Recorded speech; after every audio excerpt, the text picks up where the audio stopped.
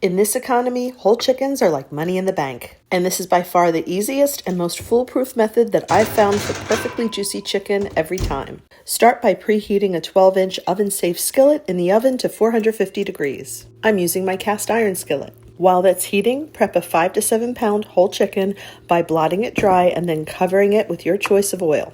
I'm using olive oil. And then season it well inside and out. I'm using a tablespoon of kosher salt, about 1.5 teaspoons of freshly ground black pepper, and about 1.5 teaspoons of my homemade wild onion grass powder.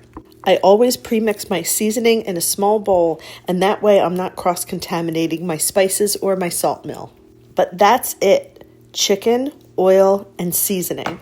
If you like putting things in the chicken or roasting vegetables with it, then you need to use another more traditional roasting method. Like the roasted chicken recipe that's up on my website, link in profile. For even cooking, it's best to tuck both wings and tie the legs with all cotton kitchen twine. I find a surgeon's knot works best for both tying roasts and packages. When the skillet and oven have preheated, carefully remove the pan using your best protective gear because you don't want to risk being branded by a 450-degree skillet. Then carefully place your chicken in the skillet, put it in the oven, and set your timer for 30 minutes.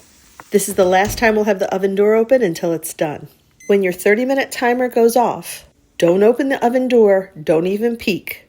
Just turn off the oven and reset your timer for another 30 minutes. This will allow the chicken to completely finish cooking. And as long as it's 5 to 7 pounds, there's no guesswork involved. It's going to be great every time. The oven door only gets opened when you put the chicken in and then when you take it out at the end. At the end of the second 30 minutes, remove the chicken from the oven and take a moment to marvel at its gloriousness.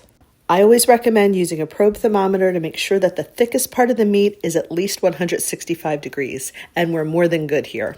Carefully remove it from your skillet and then cover it loosely with foil and allow it to rest for at least 10 minutes, 20 would be better, before carving. And you did it! You successfully roasted a chicken. This is enough to feed us tonight and still have leftovers to transform for future meals as well as bones for stock. For lots of happy eating.